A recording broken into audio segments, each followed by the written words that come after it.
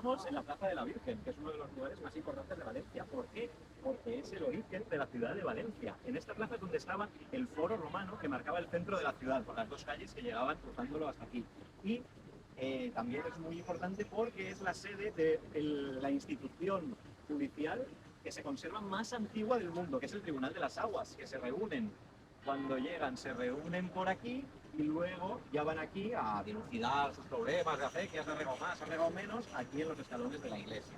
Y también es la plaza, se llama de la Virgen, que esta es la mnemotécnica que tengo yo para diferenciarla de la reina, porque aquí es el falla donde colocan la Super Virgen gigante tamaño Godzilla y la llenan de flores. Entonces, pues eso, y está también la catedral, el Miguelete, es un sitio muy guay, con la fuente también, que representa las distintas acequias que regaban los campos de la ciudad.